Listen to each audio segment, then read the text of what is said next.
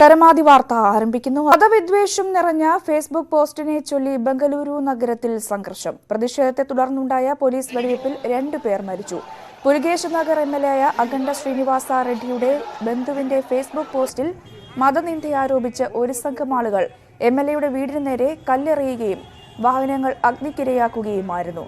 സംഘർഷം നിയന്ത്രിക്കാനെത്തിയ പോലീസിന് നേരെയും ഡിജെഹള്ളി പോലീസ് സ്റ്റേഷന് നേരെയും ആക്രമണമുണ്ടായി. പോലീസ് സ്റ്റേഷന് പുറത്ത് പാർക്ക് ചെയ്ത വാഹനങ്ങൾക്കും പ്രതിഷേധക്കാർ തീയിട്ടു. സംഘർഷത്തിൽ 60 പോലീസുകാർക്ക് പരിക്കേറ്റു. സമാധാനം പാലിക്കണമെന്ന് പുലികേശ് നഗർ എംഎൽഎ അഖണ്ഡ ശ്രീനിവാസ റെഡ്ഡി ആഹ്വാനം ചെയ്തു. കർശന നടപടി സ്വീകരിക്കുമെന്ന് ആഭ്യന്തരമന്ത്രി ബസവരാജ് ബൊമ്മ പ്രതികരിച്ചു. സംഭവവുമായി ബന്ധപ്പെട്ട് 30 പേരെ പോലീസ് അറസ്റ്റ് ചെയ്തു. സ്ഥിതിഗതികൾ നിയന്ത്രണ വിധേയമാണെന്നും പോലീസ് അറിയിച്ചു. ഡിജെഹള്ളി കെജിഹള്ളി പോലീസ് സ്റ്റേഷൻ പരിധിയിൽ നിരോധനാജ്ഞ പ്രഖ്യാപിച്ചു.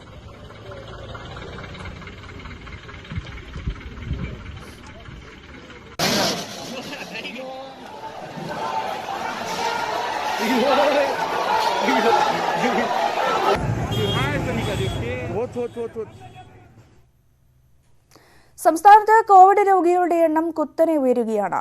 12,721 പേർ കോവിഡ് ബാധിച്ച് ചികിത്സയിലുണ്ട്. ഇതിൽ 90% സമ്പർക്ക രോഗികളാണ്. ഉറവിടമറിയാത്ത കോവിഡ് രോഗികളുടെ എണ്ണവും ദിനം പ്രതി കൂടുകയാണ്. ഇന്നലെ രോഗം സ്ഥിരീകരിച്ചതിൽ 105 പേരുടെ സമ്പർക്ക ഉറവിടം വ്യക്തമല്ലായിരുന്നു. ഇതോടെ തുടർച്ചയായ 3-ാം ദിവസമാണ് വൈറസ് ഉറവിടം വ്യക്തമല്ലാത്ത രോഗികളുടെ എണ്ണം 100 കടക്കുന്നത്. രോഗം സ്ഥിരീകരിക്കുന്ന ആരോഗ്യ പ്രവർത്തകരുടെ എണ്ണവും ഉയരുകയാണ്. മലപ്പുറത്ത് തുടർച്ചയായ 2-ാം ദിവസവും 200-ലധികം പേർക്ക് കോവിഡ് സ്ഥിരീകരിച്ചു. 242 പേരിൽ 199 പേർക്ക് സമ്പർക്കത്തിലൂടെയാണ് രോഗബാധ. ഇവരിൽ 4 ആരോഗ്യ പ്രവർത്തകർ ഉൾപ്പെടുന്നു. ഇന്നലെ 2 മരണം കൂടി ഉണ്ടായതോടെ ജില്ലയിൽ കോവിഡ് ബാധിതരായി മരിച്ചവരുടെ എണ്ണം 21ആയി. രോഗം കൂടുതൽ ആളുകൾക്ക് സ്ഥിരീകരിക്കുന്ന സാഹചര്യത്തിൽ ജില്ലയിൽ കടുത്ത നിയന്ത്രണങ്ങൾ വന്നേക്കും. ഞായറാഴ്ച സമ്പൂർണ്ണ ലോക്ഡൌൺ പ്രഖ്യാപിച്ചിട്ടുണ്ട്. കരിപ്പൂർ വിമാനാപകട സമയത്ത് രക്ഷാപ്രവർത്തനത്തിൽ ഏർപ്പെട്ടവർക്ക് പ്രാദേശിക തലത്തിൽ കോവിഡ് പരിശോധന നടത്തും. കൂടുതൽ പേർക്ക് രോഗം പടരുന്ന സാഹചര്യത്തിൽ ചാലിയാർ ഗ്രാമപഞ്ചായത്തിൽ നിയന്ത്രണങ്ങൾ കൊണ്ടുവന്നു. എറണാകുളത്തും വീണ്ടും സമ്പർക്കത്തിലൂടെയുള്ള കോവിഡ് വ്യാപനം കൂടുന്നു. കഴിഞ്ഞ ദിവസം ജില്ലയിൽ റിപ്പോർട്ട് ചെയ്ത 133 കേസുകളിൽ 128 പേർക്കും സമ്പർക്കത്തിലൂടെയാണ് രോഗമുണ്ടായത്. ജില്ലയിലെ 3 ആരോഗ്യ പ്രവർത്തകർക്കും രോഗം സ്ഥിരീകരിച്ചു. നിയന്ത്രണങ്ങൾ കർശനമാക്കിയ ഫോർട്ട് കൊച്ചി ക്ലസ്റ്ററിൽ രോഗവ്യാപനം തുടരുന്നു. സമീപ പ്രദേശങ്ങളായ കുമ്പളങ്ങി, മട്ടാഞ്ചേരി തുടങ്ങിയ ഭാഗങ്ങളിലും കേസുകൾ റിപ്പോർട്ട് ചെയ്യുന്നുണ്ട്. ജില്ലയിൽ നിയന്ത്രണങ്ങൾ കർശനമാക്കുന്നതിന്റെ ഭാഗമായി ചേന്നമംഗലം പ്രദേശത്തെ കൂടി ഹോട്ട്സ്പോട്ടിൽ ഉൾപ്പെടുത്തി. ഒരു വീട്ടിൽ തന്നെ നിരവധി പേർക്ക് കോവിഡ് സ്ഥിരീകരിക്കുന്ന സാഹചര്യത്തിൽ ജാഗ്രത വേണമെന്ന് ആരോഗ്യവകുപ്പ്. വീടിന് പുറത്തിറങ്ങാത്ത പ്രായമായവരുടെ മരണത്തിന് വരെ വൈറസ് ബാധ കാരണമാകുന്ന സാഹചര്യത്തിലാണ് മുന്നറിയിപ്പ്. കോഴിക്കോട് ജില്ലയിൽ ഇത്തരത്തിൽ നിരവധി കേസുകൾ റിപ്പോർട്ട് ചെയ്യുന്നുണ്ട് എന്ന് മുഖ്യമന്ത്രി പറഞ്ഞു.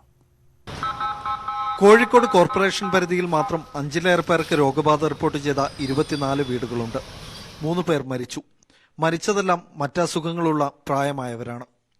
ഒരു വീട്ടിൽ തന്നെ 5-ലേറെ പേർ രോഗികളായ 24 വീടുകൾ കോർപ്പറേഷൻ പരിധിയിലുണ്ട്. ഗ്രാമങ്ങളിലും ഒരു കുടുംബത്തിൽ തന്നെ 3-4 പേർക്ക് കോവിഡ് സ്ഥിരീകരിക്കുന്ന സാഹചര്യമുണ്ട്. സുരക്ഷാ മുൻകരുതൽ സ്വീകരിക്കാതെ ആളുകളുമായി ഇടപഴകി തിരിച്ചെത്തുന്ന ചെറുപ്പക്കാരിൽ നിന്നാണ് മിക്കയിടത്തും രോഗബാധയുടെ തുടക്കം. ഇവരിൽ നിന്ന് പ്രായമായവർക്കു കൂടി രോഗം പകരുന്നു. 60-ന് മുകളിലും 10-ന് താഴെയും പ്രായമുള്ളവർ, ശ്വാസകോശ രോഗമുള്ളവർ, കിഡ്നി സംബന്ധമായ അസുഖമുള്ളവർ, പ്രമേഹവും ഹൃദ്രോഗവുമുള്ളവർ എന്നിവരിൽ കോവിഡ് ബാധ മരണകാരണമാവാനുള്ള സാധ്യത കൂടുതലാണ്. കൂട്ടം കൂടൽ, കളിക്കളങ്ങളിലെ ഒത്തുചേരൽ, അനാവശ്യമായി പുറത്തുപോകൽ എന്നിവ ഒഴിവാക്കണമെന്ന് കർശന നിർദ്ദേശമുണ്ട്. ന്യൂസ് 18 കോഴിക്കോട്. സംസ്ഥാനത്ത് കോവിഡ് പടർന്നു പിടിക്കുന്ന ഗുരുതര സാഹചര്യം മന്ത്രിസഭാ യോഗം ഇന്ന് ചർച്ച ചെയ്യും. കോവിഡ് പ്രതിരോധ പ്രവർത്തനങ്ങൾ തന്നെയാണ് പ്രധാന അജണ്ട. പെട്ടിമുടി ദുരന്തത്തിൽ പെട്ടവരുടെ കുടുംബങ്ങൾക്ക് കൂടുതൽ ധനസഹായം പ്രഖ്യാപിക്കുന്ന കാര്യവും മന്ത്രിസഭാ യോഗം ചർച്ച ചെയ്യും. കോവിഡിന്റെ പശ്ചാത്തലത്തിൽ ഓൺലൈനായാണ് ഇന്നത്തെ മന്ത്രിസഭാ യോഗം ചേരുക. തിരുവനന്തപുരം ജില്ലയിലെ 3 തീരദേശ ക്രിട്ടിക്കൽ കണ്ടെയ്ൻമെന്റ് സോണുകളിലും ഇളവുകൾ ജില്ലാ കളക്ടർ പ്രഖ്യാപിച്ചു. ഭക്ഷ്യവസ്തുക്കൾ വിൽക്കുന്ന എല്ലാ കടകൾക്കും രാവിലെ 7 മുതൽ വൈകിട്ട് 3 വരെ പ്രവർത്തിക്കാം. സബ് രജിസ്ട്രാർ ഓഫീസുകൾക്കും ഷെഡ്യൂൾഡ് ബാങ്കുകൾക്കും 50% ജീവനക്കാരെ ഉൾക്കൊള്ളിച്ച് പ്രവർത്തിക്കാൻ കഴിയും. രാവിലെ 7 മുതൽ വൈകിട്ട് 3 വരെ പെട്രോൾ പമ്പുകൾക്ക് പ്രവർത്തനാനുമതി നൽകി. അതേസമയം പുലിവിള ശാന്തിഭവൻ വൃദ്ധസദനത്തിൽ കോവിഡ് സ്ഥിരീകരിച്ച ഭൂരിഭാഗം അന്തേവാസികളും രോഗമുക്തരായി. ചികിത്സയിലായിരുന്ന 27 അന്തേവാസികളിൽ 25 പേർ പൂർണ്ണമായും രോഗമുക്തി നേടി. ചികിത്സയിലുണ്ടായിരുന്ന 2 കെയർടേക്കർമാരും രോഗമുക്തി നേടിയിട്ടുണ്ട്. രോഗമുക്തി നേടുന്നവരിൽ 80 വയസ്സിന് മുകളിൽ പ്രായമുള്ള 5 പേർ ഉണ്ടായിരുന്നു. ശമ്പളം ലഭിക്കാത്തതിലും നിയമന വ്യവസ്ഥകളിൽ വ്യക്തതയില്ലാത്തതിലും പ്രതിഷേധവുമായി ജൂനിയർ ഡോക്ടർമാർ. 40 ദിവസം കഴിഞ്ഞിട്ടും ശമ്പളം ലഭിക്കാത്തതിൽ പ്രതിഷേധിച്ച് PPE കിറ്റ് ധരിച്ച് ജൂനിയർ ഡോക്ടർമാർ വീഡിയോ ഇറക്കി. പ്രശ്നങ്ങൾ പരിഹരിക്കുമെന്ന് ആരോഗ്യവകുപ്പ് അറിയിച്ചു. പ്രിയ സുഹൃത്തുക്കളെ, ഞാൻ ഒരു ഡോക്ടറാണ്. ഗവൺമെൻറ് ആദ്യം കോവിഡ് നമ്മുടെ ഇവിടെ കൂടി വന്ന സമയത്ത് 980 ഡോക്ടർമാരെ നിയമിച്ചു എന്ന് പറഞ്ഞ് വാർത്തകളൊക്കെ കണ്ടത് നിങ്ങൾ ഓർക്കുന്നുണ്ടാവും. ഇപ്പോഴും അത് ഇടയ്ക്കിടയ്ക്ക് പറയുന്നുണ്ട് വാർത്തകളിൽ. ആ 980 ഡോക്ടർമാരിൽ പെടുന്ന ഒരു ഡോക്ടറാണ് ഞാൻ. കോവിഡ് ഡ്യൂട്ടിക്ക് താൽക്കാലികമായി നിയോഗിച്ച ജൂനിയർ ഡോക്ടർമാർ സോഷ്യൽ മീഡിയയിൽ പങ്കുവച്ചതാണ് ഈ വീഡിയോ. ജോലിയിൽ പ്രവേശിച്ചിട്ട് 40 ദിവസം പിന്നിട്ടു. ശമ്പളം എത്രയെന്നോ, എന്താണ് തസ്തികയെന്നോ, ആരോട് റിപ്പോർട്ട് ചെയ്യണമെന്നോ പോലും വ്യക്തതയില്ല. നിയമിച്ചവർ വരെ കൈമലർത്തുകയാണ്. സ്വന്തമായി പറയാൻ തസ്തികയില്ലാത്തതിനാൽ ചൂഷണത്തിനിരയാവുന്നുണ്ടെന്നും ഇവർ പറയുന്നു. ഇതുവരെ നമ്മുടെ തസ്തിക എന്താണെന്നോ, നമുക്ക് എത്രയാണ് വേതനം തരികയെന്നോ, അതെപ്പോൾ നമുക്ക് കിട്ടുമെന്നോ യാതൊരു വ്യക്തതയും ഇതുവരെ വന്നിട്ടില്ല. അതുകൂടാതെ ഇപ്പം നമുക്ക് സ്വന്തമായി പറയാനൊരു തസ്തിക ഇല്ലാത്തത് കാരണം നമ്മുടെ കൂടെ വർക്ക് ചെയ്യുന്ന സീനിയർ ഡോക്ടേഴ്സിൽ നിന്നും വരെ ചൂഷണം ഏറ്റുവാങ്ങേണ്ടി വരുന്നുണ്ട്. 980-ലധികം ഹൗസ് സർജന്മാരെയാണ് രജിസ്ട്രേഷൻ പൂർത്തിയാക്കി സർക്കാർ ആരോഗ്യ കേന്ദ്രങ്ങളിൽ നിയമിച്ചത്.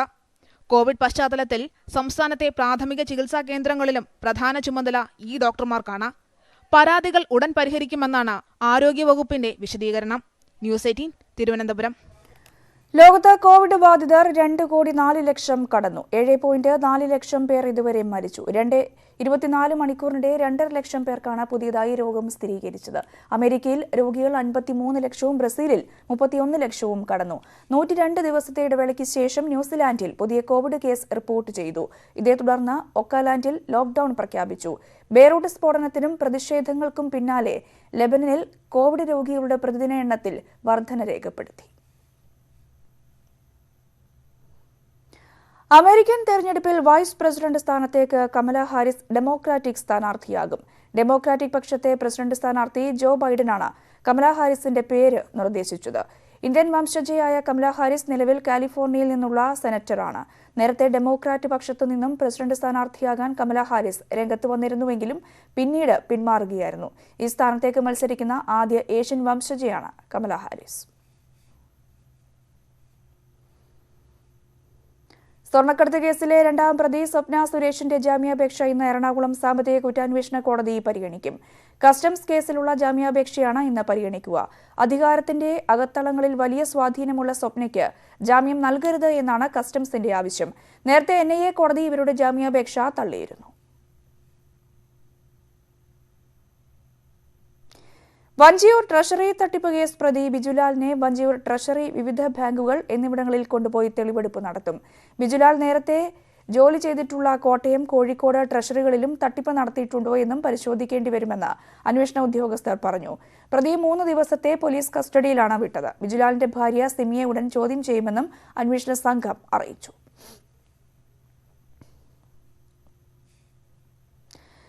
തൃശൂരിൽ വില്ലേജ് ഓഫീസർ കൈഞ്ഞരമ്പ് മുറിച്ച് ആത്മഹത്യയ്ക്ക് ശ്രമിച്ച സംഭവത്തിൽ മനുഷ്യാവകാശ കമ്മീഷൻ സ്വമേധയാ കേസെടുത്തു. നിരന്തര മാനസിക പീഡനമാണ് സംഭവത്തിലേക്ക് നയിച്ചത് എന്ന് കമ്മീഷൻ അംഗം P. മോഹൻദാസ് ചൂണ്ടിക്കാട്ടി. സംഭവത്തിൽ വനിതാ കമ്മീഷനും കേസെടുത്തിരുന്നു. അതേസമയം വിഷയം രാഷ്ട്രീയ ആയുധമാക്കാൻ കോൺഗ്രസ് നീക്കം തുടങ്ങി. മാധ്യമവാർത്തകളുടെ അടിസ്ഥാനത്തിലാണ് മനുഷ്യാവകാശ കമ്മീഷന്റെ ഇടപെടൽ. ഡിവൈഎസ്പി റാങ്കിൽ കുറയാത്ത ഉദ്യോഗസ്ഥൻ സംഭവം അന്വേഷിച്ച് 30 ദിവസത്തിനകം റിപ്പോർട്ട് സമർപ്പിക്കണമെന്ന് ജില്ലാ പോലീസ് മേധാവിക്ക് കമ്മീഷൻ അംഗം P. മോഹൻദാസ് നിർദ്ദേശം നൽകി. ആത്മഹത്യയിലേക്ക് നയിച്ച കാര്യങ്ങൾ അന്വേഷിക്കണം. അമിതമായ രാഷ്ട്രീയ സ്വാധീനം കാരണം സ്ഥലം മാറ്റത്തിന് ശ്രമിക്കുന്നതിനിടയിലാണ് വനിതാ വില്ലേജ് ഓഫീസർ ആത്മഹത്യയ്ക്ക് ശ്രമിച്ചത്. നിരന്തര മാനസിക പീഡനമാണ് സംഭവത്തിലേക്ക് നയിച്ചതെന്ന് കമ്മീഷൻ ഉത്തരവിൽ ചൂണ്ടിക്കാട്ടുന്നു. അതേസമയം പുത്തൂർ വില്ലേജ് ഓഫീസറുടെ ആത്മഹത്യാശ്രമം വരാനിരിക്കുന്ന തദ്ദേശ തെരഞ്ഞെടുപ്പിൽ ഇടതുമുന്നണിക്കെതിരെ രാഷ്ട്രീയായുധമാക്കാൻ കോൺഗ്രസ് നീക്കം തുടങ്ങി. കോൺഗ്രസ് അനുകൂല ജീവനക്കാരുടെ സംഘടനയുടെ സംസ്ഥാന സമിതി അംഗമാണ് ആത്മഹത്യയ്ക്ക് ശ്രമിച്ച സിമി.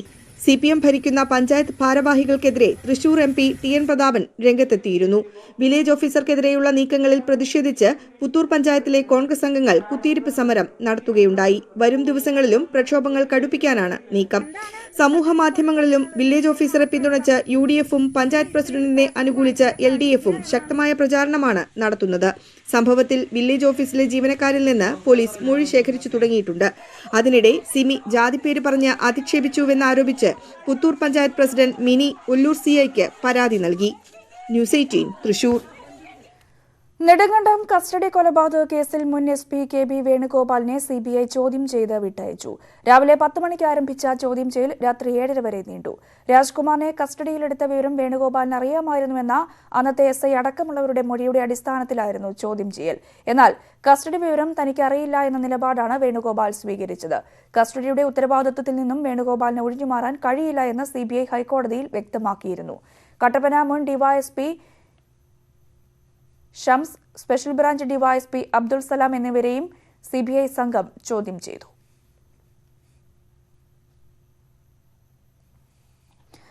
മുൻ രാഷ്ട്രപതി പ്രണബ് മുഖർജിയുടെ ആരോഗ്യനില അതീവ ഗുരുതരമായി തുടരുന്നു. വെന്റിലേറ്ററിന്റെ സഹായത്തോടെയാണ് അദ്ദേഹത്തിന്റെ ജീവൻ നിലനിർത്തിയിരിക്കുന്നത്. കോവിഡ് ബാധിതൻ കൂടിയായതിനാൽ അദ്ദേഹത്തിന്റെ ആരോഗ്യനിലയിൽ പുരോഗതിയില്ല എന്ന് മെഡിക്കൽ ബുള്ളറ്റിനിൽ വ്യക്തമാക്കിയിരുന്നു. കഴിഞ്ഞ ഞായറാഴ്ചയാണ് പ്രണബിനെ ഡൽഹി സൈനിക ആശുപത്രിയിൽ പ്രവേശിപ്പിച്ചത്. തീരദേശത്തിന് പ്രത്യാശയായി സംസ്ഥാനത്ത് മത്സ്യബന്ധനം ഇന്നു മുതൽ. പരമ്പരാഗത മത്സ്യത്തൊഴിലാളികൾക്കും യന്ത്രവൽകൃത ബോട്ടുകൾക്കും കടലിൽ പോകാം. നമ്പർ അടിസ്ഥാനമാക്കിയുള്ള നിയന്ത്രണങ്ങളുടെ അടിസ്ഥാനത്തിലാണ് ബോട്ടുകൾക്കും വള്ളങ്ങൾക്കും കടലിൽ പോകാൻ അനുമതി. ട്രോളിംഗ് നിരോധനം ദിവസങ്ങൾക്ക് മുൻപ് അവസാനിച്ചെങ്കിലും മോശം കാലാവസ്ഥ കാരണം മത്സ്യബന്ധനത്തിന് അനുമതി വൈകുകയായിരുന്നു. മഴ മാറിയതോടെ വള്ളങ്ങൾക്കും ബോട്ടുകൾക്കും കടലിൽ പോകാൻ അനുമതിയായി. ഒറ്റയക്ക നമ്പറിൽ അവസാനിക്കുന്ന വള്ളങ്ങൾക്കും ബോട്ടുകൾക്കും തിങ്കൾ, ബുധൻ, വെള്ളി ദിവസങ്ങളിലും ഇരട്ടിയക്കങ്ങൾക്ക് ചൊവ്വ, വ്യാഴം, ശനി ദിവസങ്ങളിലുമാണ് അനുമതി. ഞായർ അവധിയായിരിക്കും. ഹാർബറുകളിലേക്കുള്ള പ്രവേശനം പരിമിതപ്പെടുത്തി. ഓരോ ലേല ഹാളിലേക്കും എത്തുന്ന വാഹനങ്ങളുടെയും അടുക്കുന്ന വള്ളങ്ങളുടെയും എണ്ണം ക്രമപ്പെടുത്തും. വള്ളങ്ങൾക്കും വാഹനങ്ങൾക്കും നൽകുന്ന പാസിൽ തീയതി, ഹാർബറിനുള്ളിൽ തങ്ങാനുള്ള സമയം, അടുക്കേണ്ട ലാൻഡിംഗ് സെന്റർ നമ്പർ എന്നിവ രേഖപ്പെടുത്തിയിരിക്കും. ലേലം അനുവദിക്കില്ല. കൊല്ലം ജില്ലയിൽ നീണ്ടകര, ശക്തികുളങ്ങര, വാടി, തങ്കശ്ശേരി, പോർട്ട് കൊല്ലം ഹാർബറുകളിൽ നിന്ന് 2000-ഓളം യാനങ്ങൾ കടലിൽ പോകും. കോവിഡ് പ്രതിസന്ധി നിലനിൽക്കുന്ന സാഹചര്യത്തിൽ ഇതര സംസ്ഥാനങ്ങളിൽ നിന്നെത്തുന്ന തൊഴിലാളികളെ നിരീക്ഷണത്തിലാക്കും. ഇവരെ കോവിഡ് പരിശോധന നടത്തി രോഗമില്ലെന്ന് ഉറപ്പിച്ചാലേ ബോട്ടുകളിൽ പ്രവേശിക്കാൻ അനുവദിക്കൂ. നിയന്ത്രിതമായി മത്സ്യബന്ധനം നടത്തുവാനും സോഷ്യൽ ഡിസ്റ്റൻസ് പാലിച്ചുകൊണ്ട് മത്സ്യബന്ധനം നടത്തുവാനുമുള്ള സാഹചര്യം ഒരുക്കണം. എന്തായാലും മത്സ്യത്തൊഴിലാളികൾ ആരോഗ്യ പ്രവർത്തകരുടെയും പോലീസിൻ്റെയും ജില്ലാ ഭരണകൂടത്തിൻ്റെയും ഒക്കെ നിർദ്ദേശങ്ങൾ പാലിച്ചുകൊണ്ട് തന്നെയാണ് ഇന്നുവരെ നിലകൊണ്ടത്. ഈ മേഖലയുടെ ദുരിതപൂർണമായ അവസ്ഥ മാറ്റുവാൻ സർക്കാർ അശ്രാന്തം പരിശ്രമിച്ചേ മതിയാവും. പ്രത്യേകിച്ച് ഫിഷറീസ് വകുപ്പ് ഈ മേഖലയുടെ സംരക്ഷണത്തിനായി ക്രിയാത്മകമായ നിർദ്ദേശങ്ങളോടുകൂടിയ ഒരു പാക്കേജ് പ്രഖ്യാപിക്കണമെന്നാണ് സർക്കാരിനോട് ഞങ്ങൾക്ക് അഭ്യർത്ഥിക്കുവാനുള്ളത്. മത്സ്യബന്ധന മേഖല പ്രതിസന്ധിയിലായ സാഹചര്യത്തിൽ രോഗത്തോടൊപ്പം തൊഴിലെടുക്കേണ്ട സാഹചര്യമാണ് നിലവിലുള്ളത്. ന്യൂസ് 18 കൊല്ലം. ഇടുക്കി പെട്ടിമുടി ദുരന്തത്തിൽപ്പെട്ടവരെ കണ്ടെത്താനായി പ്രതികൂല കാലാവസ്ഥയ്ക്കിടെ നടക്കുന്ന തെരച്ചിൽ അതിസാഹസികം. ശക്തമായ കുത്തൊഴുക്കുള്ള പെട്ടിമുടിയാറിലെ തെരച്ചിലാണ് ഏറ്റവും ദുർഘടം. വനംവകുപ്പ് ഉദ്യോഗസ്ഥരും സ്കൂബ ഡൈവിംഗ് ടീമും മൂന്നാർ അഡ്വഞ്ചർ അക്കാദമിയിൽ നിന്നും പഠിച്ചിറങ്ങിയ പ്രദേശവാസികളായ യുവാക്കളും 5 ദിവസങ്ങളായി തെരച്ചിൽ തുടരുകയാണ്.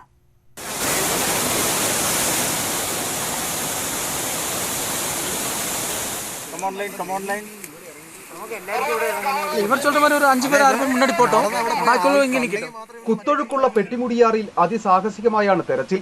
ആറ്റിലെ കയങ്ങളും പാറയിടുക്കുകളും അറിയാവുന്നവർ ഓരോ ഇഞ്ചും മുങ്ങിത്തപ്പുന്നു. വടം കെട്ടി തൂങ്ങിയെത്തിയും മരക്കൊമ്പുകളിൽ കയറിയുമൊക്കെയാണ് തെരച്ചിൽ.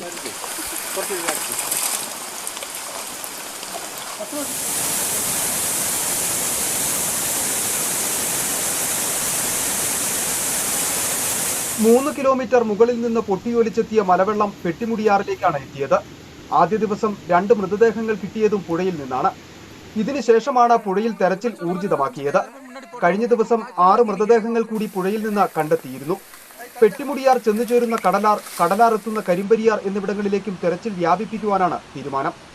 ഈ മൗണ്ടനറിംഗ് റാപ്പിളിങ്ങിന് എക്സ്പെർട്ടായിട്ടുള്ള ആൾക്കാരനെ ഒരു ടീമാക്കിയിട്ട് ഒരു 20 പേർ കൊണ്ട ടീം ഇന്ന് ഇവർ എടുക്കാൻ പോയിട്ടുള്ള സ്ഥലത്തിരുന്ന് കുറച്ചുകൂടെ അകത്തോട്ട് ഒരു 3-4 കിലോമീറ്റർ റോപ്പും മറ്റു എക്യുപ്മെൻസും വെച്ചിട്ട് സേഫ്റ്റി പ്രിക്കോഷനും വെച്ചിട്ട് നമ്മൾ അകത്തോട്ട് വിട്ടിട്ടുണ്ട്.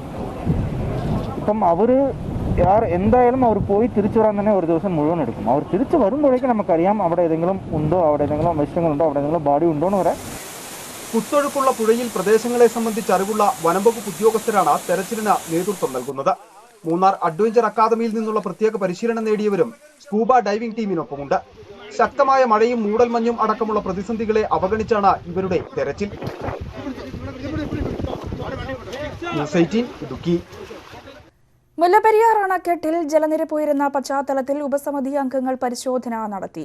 തേക്കടിയിൽ നിന്നും ബോട്ട് മാർഗം അണക്കെട്ടിലെത്തിയ 5-അംഗ സംഘം പ്രധാന അണക്കെട്ട്, ബേബി ഡാം, ഗാലറി എന്നിവിടങ്ങളിൽ പരിശോധിച്ചു. അണക്കെട്ടിലെ 13 സ്പിൽവേ ഷട്ടറുകളിൽ 3 ഉയർത്തി പരിശോധന നടത്തി. ജലനിരപ്പ് അനുവദനീയ സംഭരണ ശേഷിയിൽ എത്തുന്നതിന് മുൻപ് വെള്ളം സ്പിൽവേ വഴി ഒഴുക്കിവിടണമെന്നും കേരളം വീണ്ടും തമിഴ്നാടിനോട് ആവശ്യപ്പെട്ടു. ഉപസമിതി അംഗങ്ങൾ ഓൺലൈൻ വഴി ഇന്ന് യോഗം ചേരും. നിലവിൽ മഴ കുറവാണ് എങ്കിലും അണക്കെട്ടിലേക്കുള്ള നീരൊഴുക്ക് തമിഴ്നാട് കൊണ്ടുപോകുന്ന വെള്ളത്തിനേക്കാൾ കൂടുതലാണ്. അതുകൊണ്ട് തന്നെ വരും ദിവസങ്ങളിലും ജലനിരപ്പ് ഉയരാനാണ് സാധ്യത. പരിസ്ഥിതി ആഘാത നിയമ ഭേദഗതി വിജ്ഞാപനത്തിന്റെ കരടിനെതിരെ സംസ്ഥാനം. കരടിലെ നിർദ്ദേശങ്ങൾ ദൂരവ്യാപകവും വിപരീതവുമായ പ്രത്യാഘാതങ്ങൾക്കിടയാക്കുമെന്ന് സംസ്ഥാനം വ്യക്തമാക്കി. ബന്ധപ്പെട്ട എല്ലാ വിഭാഗങ്ങളുമായും കൂടുതൽ ഫലപ്രദമായ ചർച്ചകൾ നടത്തി മാത്രമേ അന്തിമ തീരുമാനത്തിൽ എത്താവൂ എന്നും കേന്ദ്രത്തോട് സംസ്ഥാനം ആവശ്യപ്പെട്ടു. കോവിഡ് വ്യാപനം പ്രവർത്തനത്തെ ബാധിച്ചതോടെ കൊച്ചി അന്താരാഷ്ട്ര വിമാനത്താവളത്തിന് ഈ വർഷം ഇതുവരെ നഷ്ടം 72 കോടി രൂപ. എന്നാൽ 2019-20 സാമ്പത്തിക വർഷത്തിൽ സിയാലിന് 204 കോടി രൂപ ലാഭം നേടാനായി. കോവിഡിനെ തുടർന്ന് മാർച്ച് അവസാനയാഴ്ച മുതൽ വ്യോമഗതാഗതം അന്താരാഷ്ട്ര തലത്തിൽ പരിമിതപ്പെടുത്തിയിരുന്നു. പ്രതിദിനം 242 സർവീസുകളും 30,000-ഓളം യാത്രക്കാരുമുണ്ടായിരുന്ന സിയാലിൽ ഇപ്പോൾ ശരാശരി 36 സർവീസുകൾ മാത്രമാണുള്ളത്. പ്രതിദിന യാത്രക്കാരുടെ എണ്ണം 2300-ൽ താഴെയായി. 2020-21 സാമ്പത്തിക വർഷത്തിലെ ആദ്യപാദമായ ഏപ്രിൽ മുതൽ ജൂൺ വരെ സിയാലിനുണ്ടായ വരുമാനം 19 കോടി രൂപ മാത്രമാണ്. നഷ്ടം 72 കോടി രൂപയും. എന്നാൽ കഴിഞ്ഞ സാമ്പത്തിക വർഷത്തിൽ സിയാൽ 204.05 കോടി രൂപയുടെ ലാഭം നേടി. കൊച്ചിൻ ഡ്യൂട്ടി ഫ്രീ ഉൾപ്പെടെയുള്ള ഉപകമ്പനികൾ കൂടി പരിഗണിച്ചാൽ മൊത്ത വരുമാനം 810.08 കോടി രൂപയാണ്. ഓഹരി ഉടമകൾക്ക് ഇത്തവണ 27% ലാഭവിഹിതം ഡയറക്ടർ ബോർഡ് ശുപാർശ ചെയ്തിട്ടുണ്ട്. സെപ്റ്റംബർ 5-ന് നിശ്ചയിച്ചിട്ടുള്ള വാർഷിക പൊതുയോഗം അംഗീകരിച്ചാൽ 19,500-ൽ പരം നിക്ഷേപകർക്ക് 27% ലാഭവിഹിതം ലഭിക്കും. 34 കോടിയോളം രൂപ സംസ്ഥാന സർക്കാരിന് ഈ ഇനത്തിൽ സിയാലിൽ നിന്ന് ലഭിക്കും. ന്യൂസ് 18 കൊച്ചി. കോവിഡ് മഹാമാരി ലോകത്തെ കീഴടക്കുമ്പോൾ വലിയ പ്രതിസന്ധി ഘട്ടത്തിലാണ് ആരോഗ്യ പ്രവർത്തകർ. ഈ കാലത്തെ ഏറ്റവും വലിയ പോരാളികളെ നമുക്ക് ചേർത്ത് പിടിക്കാം. ന്യൂസ് 18 പരമ്പര തുടരുന്നു. കൈവിടരുത് മാലാഖമാരെ.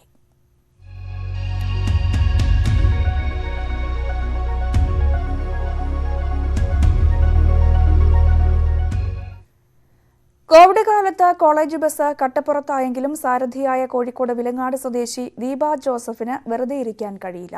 കോവിഡ് കാലത്ത് അടിയന്തര സർവീസ് നടത്തുന്ന ആംബുലൻസിന്റെ വളയം ദീപയുടെ കയ്യിലാണിപ്പോൾ. കടത്തനാടൻ റോഡുകളിലൂടെ സൈറൻ മുഴക്കിയ ആംബുലൻസ് ചീറിപ്പായുകയാണ്.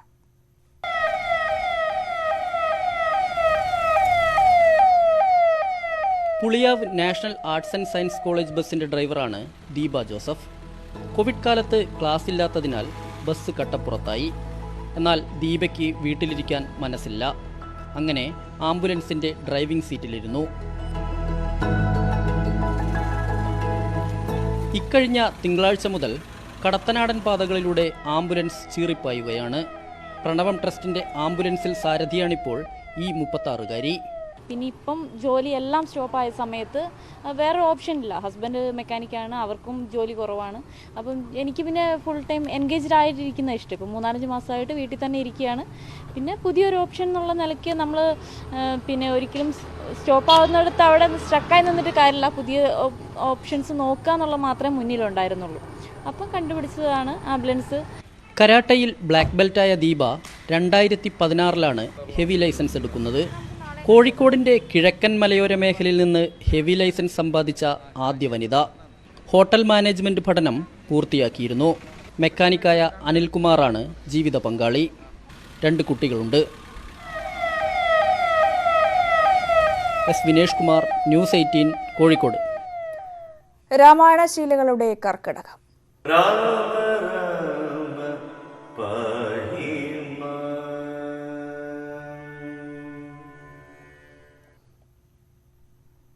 തമിഴ്നാട്ടിൽ മാത്രമല്ല കേരളത്തിലുമുണ്ട് രാമേശ്വരം. നെയ്യാറ്റിൻകരയിലെ രാമേശ്വരം ക്ഷേത്രത്തിന്റെ ഐതിഹ്യം തമിഴ്നാട്ടിലെ ക്ഷേത്രത്തിന്റേതിന് സമാനമാണ്. ശ്രീരാമചന്ദ്രൻ പ്രതിഷ്ഠിച്ച ശിവക്ഷേത്രം എന്നാണ് സങ്കല്പം. ഇവിടെ പുനഃപ്രതിഷ്ഠ നടത്തിയത് പരശുരാമനാണെന്നാണ് മറ്റൊരു വിശ്വാസം. പരശുരാമൻ പ്രതിഷ്ഠിച്ച 108 ശിവപീഠങ്ങളിൽ ഒന്നായാണ് രാമേശ്വരത്തെയും കണക്കാക്കുന്നത്. ശ്രീരാമചന്ദ്രന്റെയും പരശുരാമന്റെയും സാന്നിധ്യമുണ്ടായി എന്ന് വിശ്വസിക്കുന്ന കേരളത്തിലെ 2 ക്ഷേത്രങ്ങളിൽ ഒന്നാണ് നെയ്യാറ്റിൻകരയിലെ രാമേശ്വര ക്ഷേത്രം. മറ്റൊന്ന് തളിപ്പറമ്പിലെ രാജരാജേശ്വര ക്ഷേത്രമാണ്.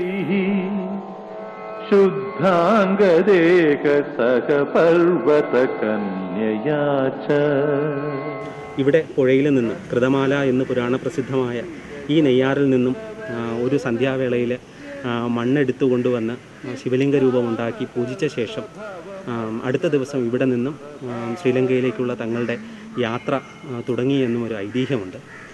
അങ്ങനെ ശ്രീരാമൻ മണലുകൊണ്ട് പ്രതിഷ്ഠിച്ച ഈ പുണ്യസ്ഥലത്ത് പരശുരാമൻ പിന്നീട് ശിവലിംഗ പ്രതിഷ്ഠ നടത്തിയെന്നും അതിനാലാണ് ഈ ക്ഷേത്രം 108 ശിവപീഠങ്ങളിൽ ഒന്നായി തീർന്നതെന്നും ഐതിഹ്യമുണ്ട്. തമിഴ്നാട്ടിലെ രാമേശ്വരം ക്ഷേത്രത്തിന് മുൻപ് നെയ്യാറ്റിൻകരയിൽ രാമൻ ശിവപ്രതിഷ്ഠ നടത്തിയിരുന്നുവെന്നാണ് മറ്റൊരു പ്രാദേശിക വിശ്വാസം. സേതുബന്ധനത്തിന് ശേഷം രാമേശ്വര പ്രതിഷ്ഠ കഴിഞ്ഞ് ഭഗവാൻ ലങ്കയിലേക്ക് എത്തുന്നു, രാവണവധം കഴിയുന്നു. തിരിച്ച് രാവണന്റെ പ്രിയ അനുജനായ വിഭീഷണന്റെ അഭ്യർത്ഥന പ്രകാരം ശ്രീരാമചന്ദ്രസ്വാമി അവിടെ നിന്ന് പുഷ്പക വിമാനത്തിലേറിയാണ് തിരിച്ച് അയോധ്യയിലേക്ക് യാത്രയാകുന്നത്. അപ്പോൾ ഒരു കാരണവശാലും ആ രാമേശ്വരത്തെ, തമിഴ്നാട്ടിലെ രാമേശ്വരം ക്ഷേത്രത്തിന് മുമ്പ് തന്നെ പ്രതിഷ്ഠാകർമ്മം നിർവഹിക്കപ്പെട്ട ഒരു മഹാക്ഷേത്രമാണ് നമ്മുടെ നെയ്യാറ്റിൻകരയിലെ രാമേശ്വരം ശ്രീ മഹാദേവ ക്ഷേത്രം എന്നുള്ള കാര്യത്തിൽ യാതൊരു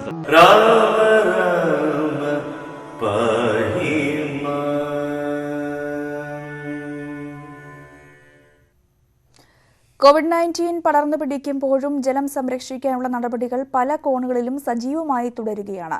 സാങ്കേതിക വിദ്യയുടെ സഹായത്തോടെ നിംബിൾ വിഷൻ ജലസംരക്ഷണത്തിന്റെ പുതിയ പാതകൾ തുറക്കുകയാണ്. എയർപോർട്ടോടുകൂടി ന്യൂസ് ബുള്ളറ്റിൻ സമാപിക്കുന്നു. നമസ്കാരം.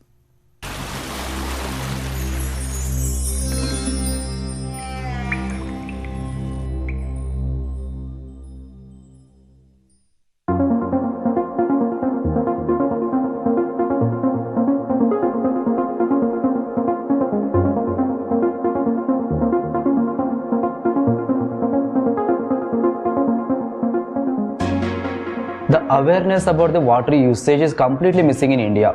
We don't have any solution which helps people to understand their consumption. That is what we thought we need to address that.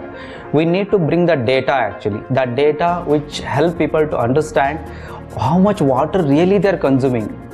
How the consumption is related to each activities we are performing at home. Otherwise, we will run out of water as we saw last year in March happened with Chennai. Ground day zero. There is no water to drink also.